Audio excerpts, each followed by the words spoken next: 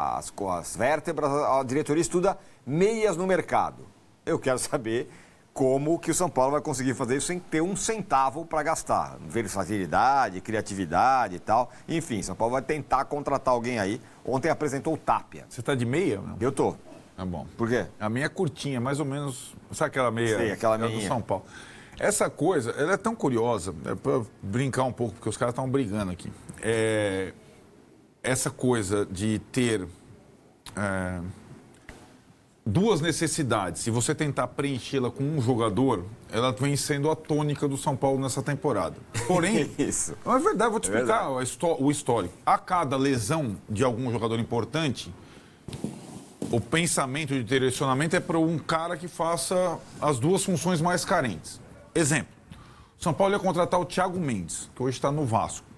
Por que o São Paulo ia contratar o Thiago Mendes? Porque o Alisson e o Pablo estavam machucados, o Marcos Antônio talvez não ficasse, e o Thiago Mendes poderia ser um cara que joga nas 3 posições no meio de campo e às vezes na lateral direita, que o São Paulo ia perder o Igor Vinícius.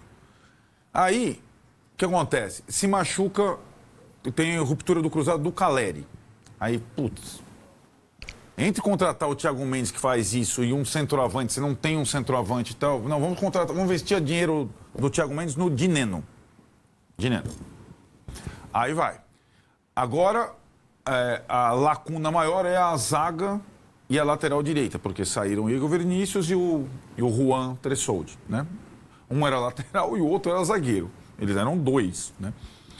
Pois bem, quando o São Paulo estava preparado para investir mais num lateral e num zagueiro, o Rian Francisco rompe o cruzado na base, que era o segundo atacante. O São Paulo, na época, queria um lateral, um zagueiro e um atacante de lado, já que já tinha vendido o William Gomes, o Matheus Alves estava sendo vendido. Pensou até no Sousa lá do Palmeiras, achando que o Casares estava bem com o Marinax, que é o dono do Nottingham Forest.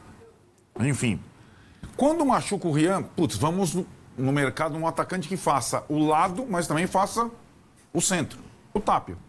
Então o Tapia joga de lado, mas se quebrar o galho, como foi contra o Corinthians, ele vai de centro, porque não tem nem o Caleri e nem o Rian. E aí não sobrou dinheiro para 2, nem para o lateral, nem para o zagueiro. Então tem que ser um cara que faça as duas coisas, tipo o Ferrarese. Pensa bem, se o São Paulo está jogando, não servia o Ferrarese de lateral anteriormente, no Zebeldia, porque o Ferrarese não é um lateral que avança.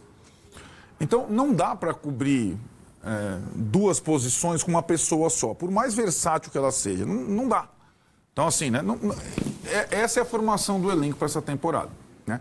Que é um elenco que tem algumas virtudes, mas é um elenco imaginário, né? Porque nunca estão todos reunidos. Agora o Oscar vai ficar fora por 2 meses.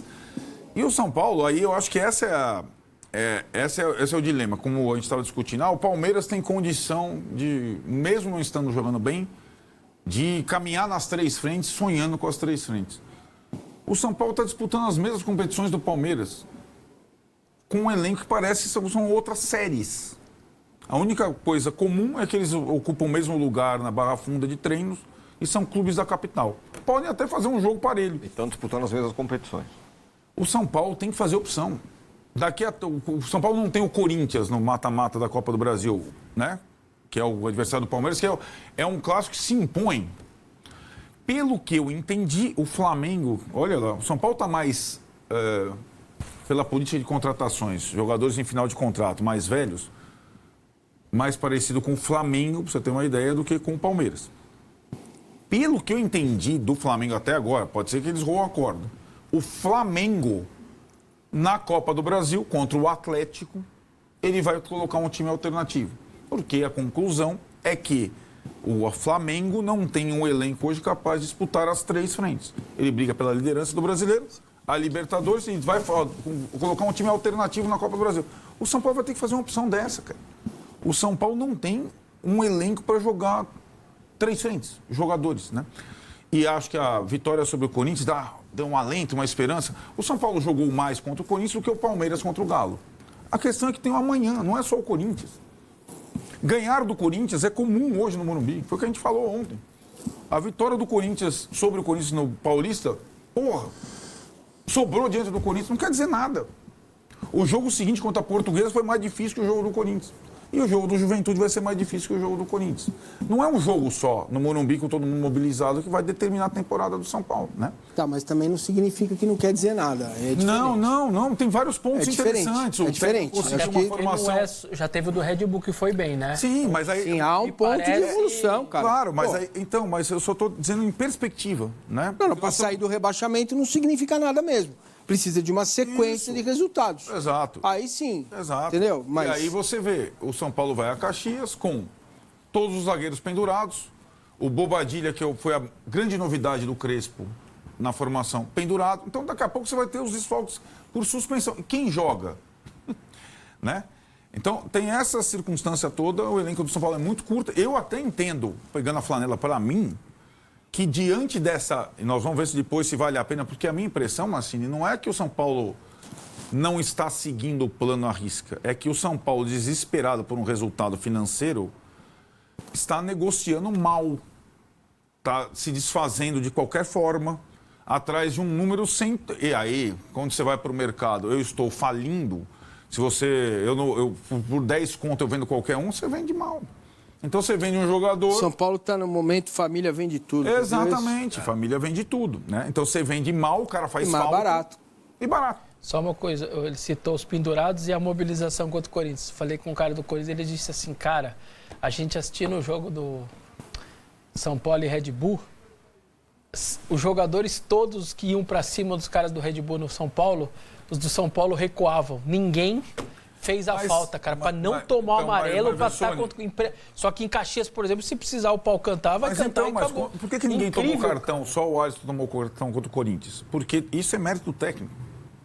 Não existe só o técnico que tem um outro perfil, que não toma cartão, o técnico, que tem um outro tipo de comando, que delegou responsabilidades. Ou você, né, fica com a flanela do departamento médico, o outro fica com a flanela da contratação. O técnico mudou um pouco essa situação e acho que ele fez certo em termos estratégicos. Ele tirou um pouco a bigorna das costas, né? Mas é apenas uma partida, são 3 pontos, são 3 vitórias no Campeonato Brasileiro, né? Em Caxias, o São Paulo, acho que venceu 2 vezes na vida. O Juventude é fraco, mas não é garantia que o São Paulo... E o empate lá é ruim, cara. Então... Não é ruim? É ruim. Então, é isso que eles estão falando, né? Você acha ruim? É ruim. O Juventude faz ponto em casa. Eu entendo tudo isso. Não, mas fora que eles sofrem. Juventude atrás também, de você, pelo menos. vamos lá. Então não pode servir o raciocínio. O São Paulo, mesmo com dificuldade, com poucos jogadores, tem mais time que o Juventude, certo? Sim. Então o São Paulo tem que ir lá mobilizado e ganhar o jogo. Porque isso vai dar ao São Paulo mais uma vitória, mais 2, acabou a história de rebaixamento, acaba o primeiro turno e você pode até olhar para as Copas de outra forma. Entendeu? E administrar o Campeonato Brasileiro. Não dá para achar que o jogo contra o Juventude é um adversário. Nossa, meu Deus! Olha os jogos aí. Ele tem que ir lá e jogar bem, cara. A sequência do São Paulo está na tela aí, ó. Juventude, Fluminense, fora em casa. Depois Atlético Mineiro na Copa do Brasil, Inter fora e Atlético Mineiro na Copa... Atlético Paranaense na Copa do Brasil de novo. Aí a minha pergunta, vou fazer uma loucura, pegar até a flanela para mim. Vamos que o São Paulo faça 6 pontos contra a Juventude e Fluminense. 6 pontos? É. Ganhou os 2 jogos? Flanelinha na minha mão. Por que não? Fez 4 São Paulo ganhou um jogo fora de casa. Calma, é uma hipótese. Mas eu tô com a flanela, é minha hipótese. 6 pontos. Deixa eu falar onde eu quero chegar. Tá. Vai poupar contra o Atlético Paranaense nessas circunstâncias? Não vai poupar porque eles não têm coragem de fazer isso. Eles querem a grana da classificação da Copa do Brasil, então eles empurram pro técnico. Eu estou curioso. Aí ferrou, hein? Porque o Crespo já passou por isso outra vez. 6 pontos, ele não tem que poupar? Claro. É? O Crespo já passou por isso. O Crespo, ele tem me surpreendido com essas atitudes. Ele já passou por isso na outra vez que ele foi demitido.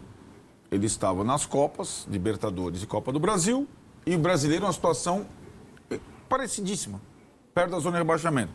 Foi eliminado pelo Palmeiras na Libertadores e pelo Fortaleza na Copa do Brasil. E aí, quando veio para o brasileiro, você está lá embaixo e tudo mais. Eu estou curioso para saber como ele vai encarar a Copa do Brasil. Né? Se ele vai com o pé embaixo. Sendo que depois do Atlético, ali, a segunda partida, você tem lá Medellín. Libertadores com o São Paulo não é brincadeira. E só uma coisa. O São Paulo não vai tirar o pé na Libertadores. Aquele Inter ali, ó,